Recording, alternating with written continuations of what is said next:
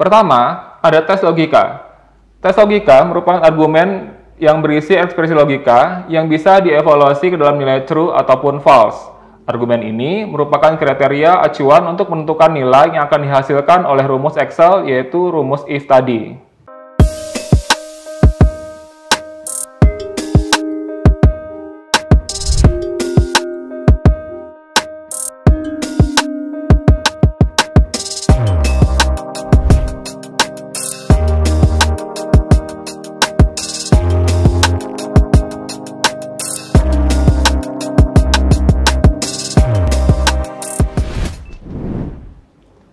Assalamualaikum warahmatullahi wabarakatuh. Jumpa kembali bersama saya Adi Putra di video pembelajaran mata kuliah aplikasi komputer.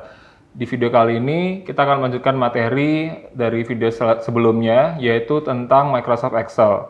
Nah, jika di video sebelumnya kita sudah belajar tentang fungsi teks, maka kita lanjutkan ke fungsi selanjutnya sekarang, yaitu fungsi if pada Microsoft Excel. Adapun tujuan pembelajaran kita di video kali ini adalah nantinya mahasiswa diharapkan mampu memahami fungsi logika if, baik itu if tunggal maupun if majemuk. Oke, fungsi if merupakan salah satu fungsi paling populer di Excel yang memungkinkan kalian untuk membuat perbandingan logis antara nilai dan sebuah perkiraan. Oleh karena itu, pernyataan if dapat memiliki dua hasil. Hasil pertama, jika perbandingan Anda benar, dan hasil kedua, jika perbandingannya adalah salah. Dengan kata lain, fungsi if ini akan melakukan evaluasi terhadap uji logika tertentu, kemudian menghasilkan nilai true atau false. Nilai true adalah nilai di mana kondisi tersebut terpenuhi, dan nilai false adalah nilai untuk kondisi yang tidak terpenuhi. Sebagai contoh, dalam kehidupan sehari-hari, kita sering mendengar istilah atau kalimat seperti berikut. Pertama, jika hujan, maka membawa payung. Jika lapar, maka makan. Dan yang ketiga, jika akan ujian, maka belajar. Inilah contoh penerapan fungsi logika yang sering kita alami di keseharian kita. Jadi ada kondisi sebab dan akibat. Contohnya yaitu, jika hujan, maka membawa payung. Sebabnya adalah hujan dan akibatnya adalah payung. Atau membawa payung. Oke, di layar bisa kita saksikan atau bisa kita perhatikan ini adalah rumus dasar daripada fungsi if, yaitu if dalam kurung tes logika titik koma kondisi terpenuhi titik koma kondisi tidak terpenuhi. Berikutnya akan saya jelaskan masing-masing daripada bagian rumus tersebut. Pertama, ada tes logika. Tes logika merupakan argumen yang berisi ekspresi logika yang bisa dievaluasi ke dalam nilai true ataupun false. Argumen ini merupakan kriteria acuan untuk menentukan nilai yang akan dihasilkan oleh rumus Excel, yaitu rumus if tadi. Berikutnya, ada kondisi terpenuhi. Kondisi terpenuhi yaitu nilai yang akan dihasilkan. Jika hasil evaluasi tes logika bernilai true, argumen ini merupakan nilai yang akan dihasilkan jika kondisi terpenuhi. Dan berikutnya yaitu kondisi tidak terpenuhi. Kondisi tidak terpenuhi yaitu nilai yang ingin kita hasilkan jika argumen logika mengevaluasi ke false. Argumen ini merupakan nilai jika hasil tes logika tidak terpenuhi. Untuk pembagian fungsi if itu dibagi menjadi dua, yaitu fungsi if tunggal dan juga if majemuk. Apa itu if tunggal? Fungsi if tunggal merupakan fungsi logika yang hanya menggunakan dua pernyataan saja, yaitu pernyataan benar dan pernyataan salah, atau kondisi terpenuhi ataupun kondisi tidak terpenuhi. Dengan bentuk umumnya yaitu sama dengan if buka kurung tes logika titik koma kondisi terpenuhi titik koma kondisi tidak terpenuhi. Lalu berikutnya itu if majemuk.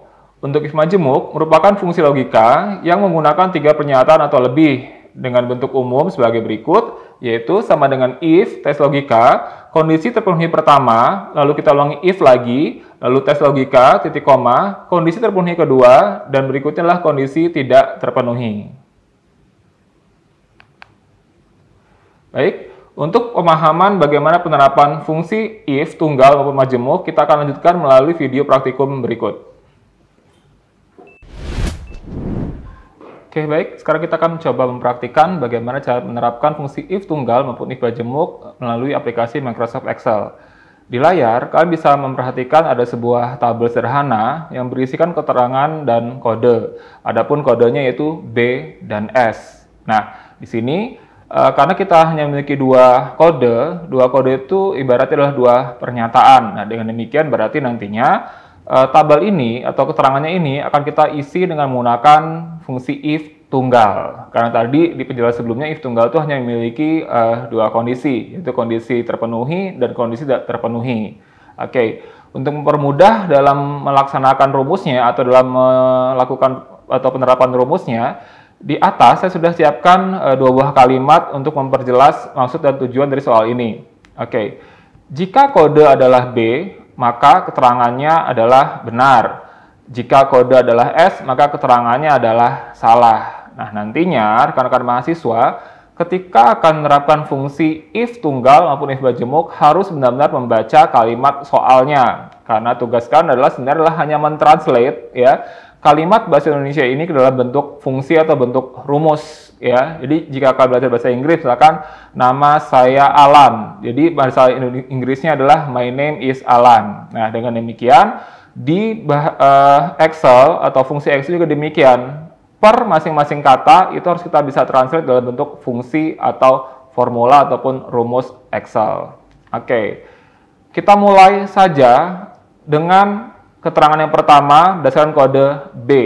Pastikan kita meletakkan kursornya itu di sel yang tepat, yaitu di bagian keterangan untuk kolom B.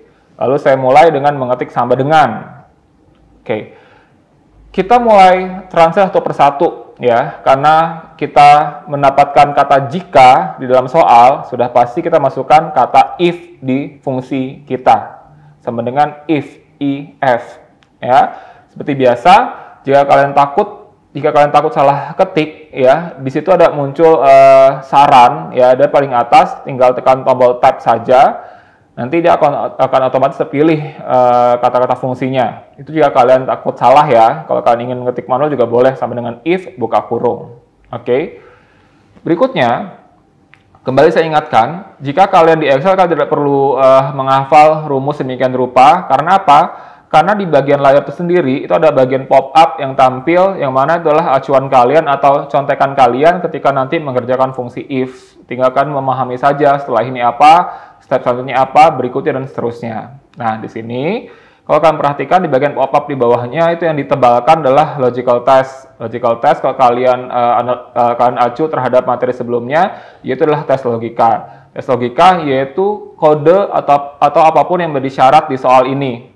Kalimat soalnya begini, jika kode adalah B, maka kita menyebutkan dulu kodenya. Nah, di sini kita harus mengklik bagian kode.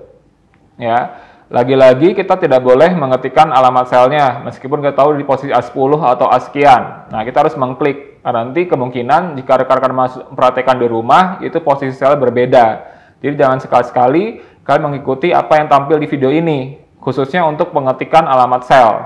Ya. Jadi jika di video ini adalah A10, bisa jadi rekan-rekan mahasiswa di posisi yang berbeda. Intinya pahami aja, A10 itu apa? Oh, A10 adalah posisi kode yang sesuai dengan soal yang saya buat di video ini.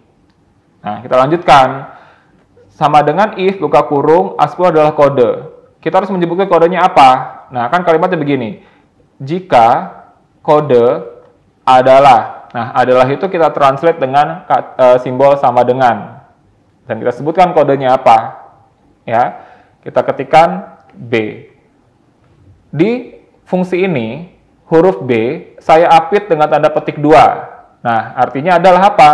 Setiap apapun yang berupa label ataupun teks yang akan masuk ke dalam fungsi logika, di sini khususnya adalah fungsi if, dia harus diapit dengan tanda petik 2. Misalkan A, petik 2, B, petik 2, sebuah kalimat di petik 2. Ya, intinya apapun yang isinya adalah berupa label atau teks wajib dipetik 2. Oke. Jika kode adalah B, maka, nah berikutnya adalah maka. Maka itu kita translate dengan simbol titik koma atau koma. kembali disesuaikan dengan apa yang tampil di panduan yang masing-masing di pop-up yang tampil sebagai acuan kalian ini.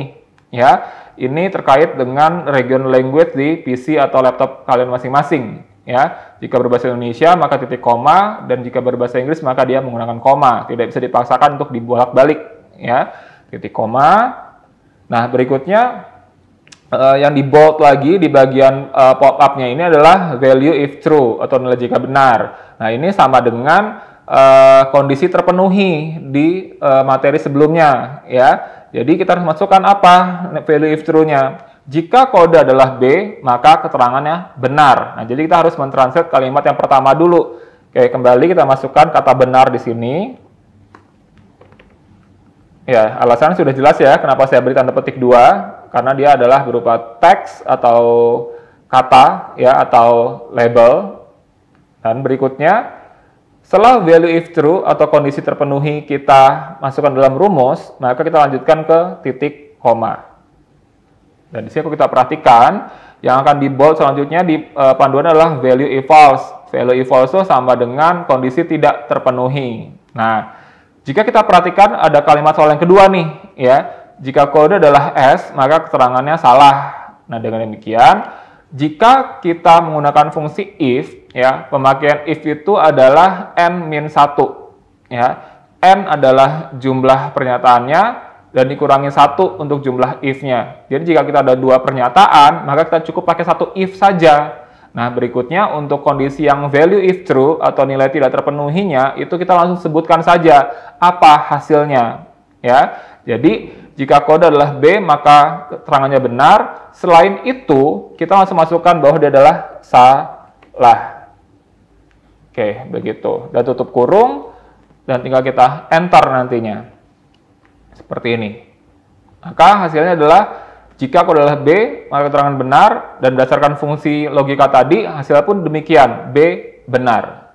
Nah, untuk yang S, ya, kita tidak perlu mengulangi rumusnya, kita tinggal copy cell saja. Nanti rekan-rekan mahasiswa silakan klik ada titik di bawah kanan sel benar, tinggal klik saja dan di drag ke bawah. Maka otomatis adalah salah hasilnya. Oke, sebenarnya seperti ini. Sekarang saya jelaskan. Kenapa kok bisa pertama hasilnya benar dan kenapa yang bawah otomatis hasil salah. Jadi kuncinya seperti ini. Kuncinya adalah di kondisi terpenuhi dan kondisi tidak terpenuhi. Ya, oke, ini saya buka kalimat yang pertama atau rumus yang pertama untuk pemahaman kembali. Ya, ini kalimat pertama. Ini adalah translate kalimat pertama. Jika kode adalah B, maka benar. Nah, inilah sudah terpenuhi. Kodenya B di kolom kode dan B juga yang tercantum di dalam rumus. Berarti kodenya B di dalam rumus B dia match. Nah, dengan demikian dia mencari keterangan adalah benar. Ya. Sementara kan salah itu adalah kondisi lain atau kondisi tidak terpenuhi atau value if false. Nah, jadi selain B ya apa? Ya, selain benar ya apa? Yaitu salah. Nah, tapi dengan demikian pemahaman yang kedua adalah saya buka fungsi atau rumus yang untuk S, ya. Oke, kita coba cocokkan terlebih dahulu. Kodenya adalah kalimat kedua adalah seperti ini. Jika kode adalah S, maka keterangannya salah. Kita cek di penerapan rumusnya. Jika kode adalah S, sampai sini masih benar ya, kodenya ketemu sama-sama S sesuai dengan soal. Tapi yang tercantum dalam rumus adalah B. Nah, dengan demikian tidak cocok. S tidak sama dengan B. Ya, jadi ketika kondisi ini tidak terpenuhi, ya nggak cocok nih. Dia S tidak ketemu dengan S, melainkan S ketemu dengan B, kan tidak match. Ya, berarti pernyataan benarnya di skip. Dia langsung lompat ke pernyataan selain itu, yaitu salah. Ya, yaitu salah tadi. Jadi dengan demikian intinya kode yang ada di soal ini hanya untuk melengkapi saja, ya, hanya untuk mencocokkan. Kalau B dia benar, kalau S dia salah, ya. Jadi seandainya saya rubah kode yang S ini menjadi X, dia tetap salah jawabannya. Atau saya rubah menjadi A, pun dia tetap salah, ya. Di sini kenapa? Karena dia hanya meminta kodenya harus ketemunya cocok. B ketemu B, S ketemu S.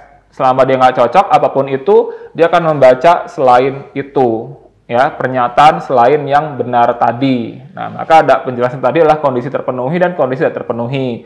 Jadi jika logika tidak cocok, tidak terpenuhi, apa sih alternatif jawabannya? Yaitu ya kondisi yang tidak terpenuhi tadi. In case dalam kasus ini adalah B untuk benar, S untuk salah.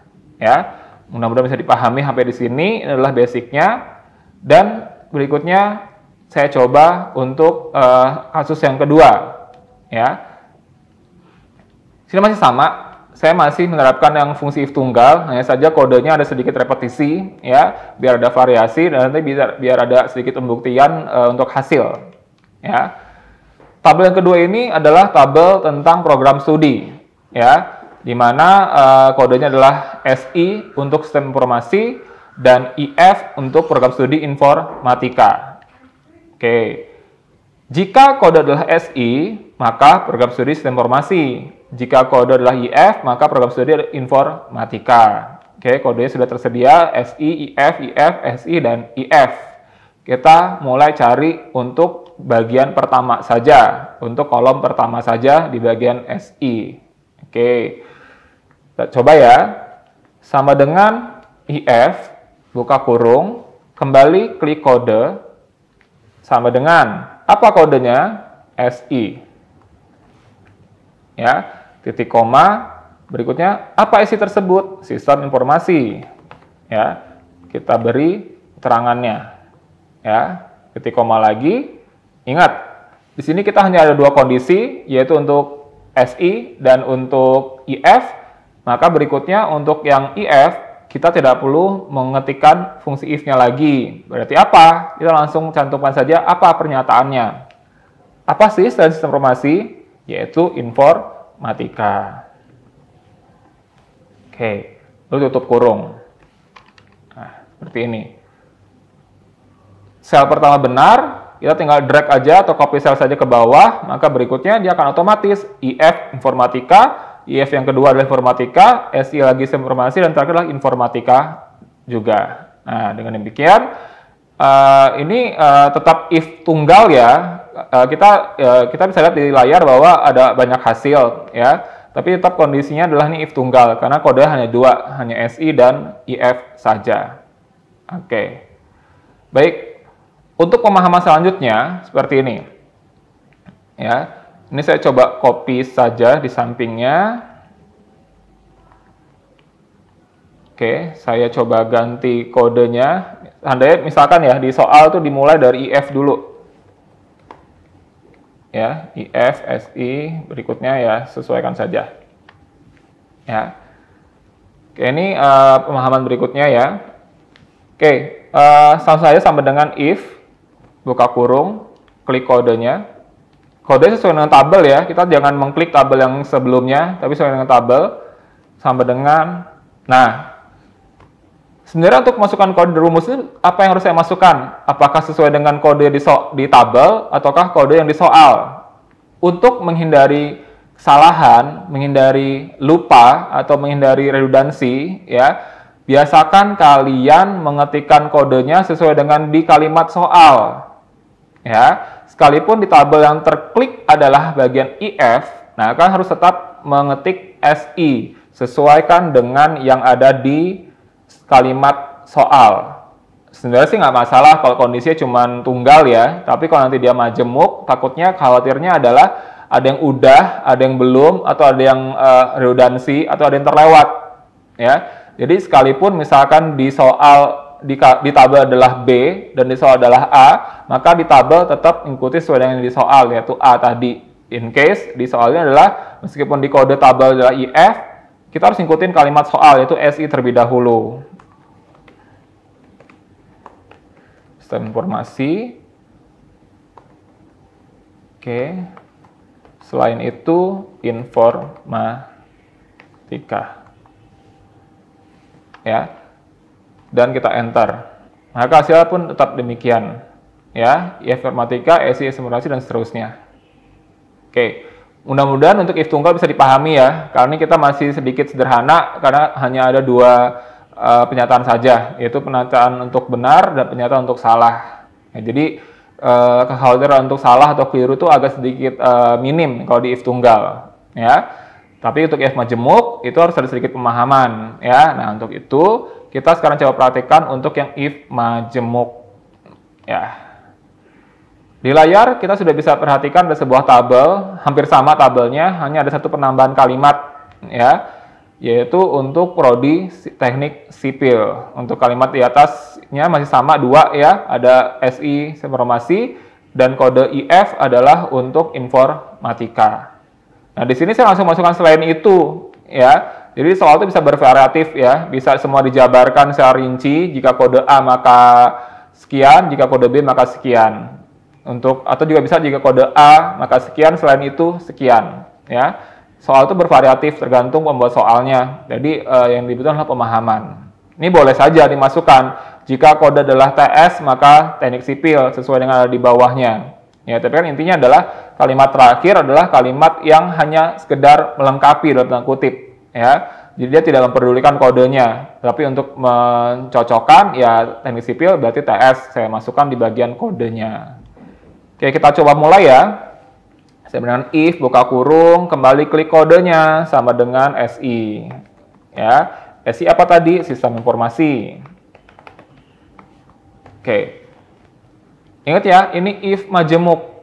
Ya, dan ini ada 3 penyataan untuk prodi sistem informasi, informatika, dan teknik sipil. Maka, untuk kalimat pertama, sudah kita translate.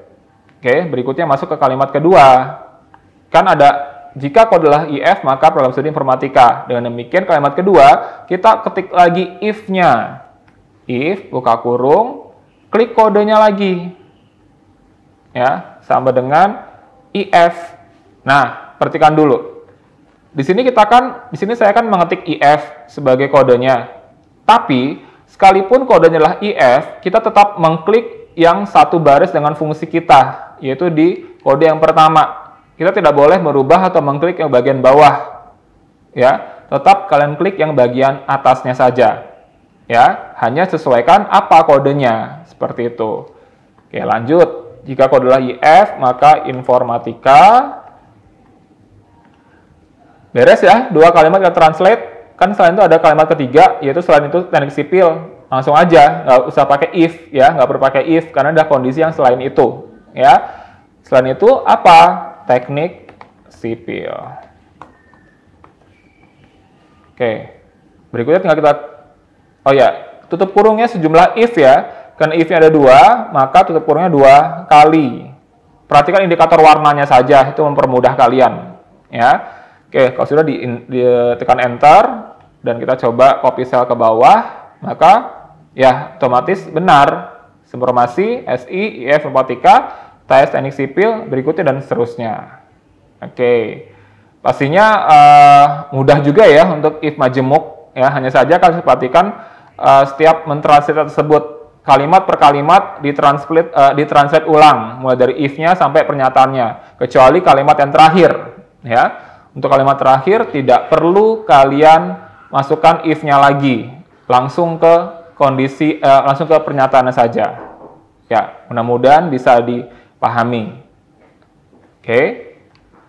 Ya, tambahan sebelum saya akhiri video ini, di sini ada sedikit contoh bagaimana kalau keterangannya atau pernyataan itu adalah berupa angka. Ya, sebenarnya kalau sudah saya bahas di kalimat tadi adalah siapapun yang berupa teks harus dipetik 2, ya. Tapi kalau angka bagaimana? Angka tentunya tidak perlu, ya. Oke, contoh seperti ini. Jika kode adalah 19, maka angkatan 2019. Jika kode adalah 20, maka angkatan 2020. Dan selain itu, angkatan 2021. Oke, kita coba ya. If, buka kurung, klik kodenya sama dengan 19. Di sini nggak perlu saya petik 2, karena dia adalah angka. Ya, murni angka. Maka 2019, betul ya. Selain itu, if, klik lagi kodenya, sebutkan jika kode 20, maka angkatan 2021, selain itu, 2020 dulu ya, selain itu 2021. Untuk kurung, lalu kita enter. Oh ya, Jika di layar muncul seperti ini adalah alert ya, atau message bahwa kalian ada sedikit kesalahan di dalam pengerjaan rumusnya. Nah, kalau seperti ini, kesalahannya adalah saya kurang menambahkan satu tutup kurung di belakang. Nah, solusinya bagaimana? Bisa kita pilih no dan kita tambahkan lagi secara manual titik tutup kurungnya, atau pilih yes saja. Nah, nanti dia akan menambahkan secara otomatis, begitu.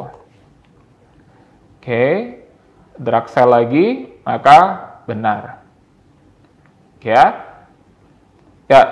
Sebenarnya ada satu lagi angka yang harus dikasih tanda petik 2 ya. Karena kan ada angka itu yang berubah menjadi teks untuk kebutuhan tertentu. Contoh, ya ini saya copy aja. Misalkan di sini saya ganti, kan kalau di Excel itu kita tidak bisa mengetikkan angka 0 diikuti dengan angka lagi ya. Misalnya 08, maka 8-nya hilang. Agar bisa terketik, maka kita harus menambahkan tanda petik di awal, yaitu petik 08. Ya, saya lanjutkan petik 09. Oke, nah kondisi seperti ini, maka kita harus menambahkan petik di angka kita. Contohnya, sama dengan if, buka kurung, klik kode, sama dengan 08. Ya, maka berikutnya adalah angkatan 2008. Selain itu 2009. Begitu. Kenapa demikian? Karena angka yang terlihat di layar ini adalah hanya fisiknya aja adalah angka, tapi dia adalah teks ya. Karena sudah tadi ditambahkan tanda petik di awal. Karena intinya adalah angka 0 itu tidak bisa tampil kalau diikuti dengan deret angka lainnya. Ya, jadi harus diberi tanda petik 1 di awal, begitu. Ya. Oke. Nah, dengan demikian saya sudah mencontohkan ya beberapa kasus sederhana untuk penerapan fungsi if tunggal maupun if majemuk ya, baik yang datanya berupa data label maupun yang datanya berupa data numerik ya. Mudah-mudahan dengan penjelasan video ini kalian bisa lebih memahami bagaimana cara penerapan fungsi if tunggal dan if majemuk dengan menggunakan aplikasi Microsoft Excel. Oke. Ya, demikianlah video pembelajaran kita kali ini tentang pembelajaran fungsi if tunggal dan if majemuk. Mudah-mudahan bisa kalian pahami secara baik. Dan untuk latihan, kalian boleh merubah atau menentukan sendiri kode-kodenya dan kalian tentukan sendiri kasus-kasusnya. Ya, oke. Terima kasih sudah memperhatikan video kali ini. Jangan lupa untuk subscribe channel Kuliah Teknokrat dan juga berikan like di video kali ini. Dan saya akhiri. Terima kasih, selamat belajar. Wassalamualaikum warahmatullahi wabarakatuh. Terima kasih sudah menyaksikan video pembelajaran ini. Jangan lupa like, komen, dan subscribe, serta nyalakan tanda loncengnya agar kalian tidak ketinggalan informasi update lainnya.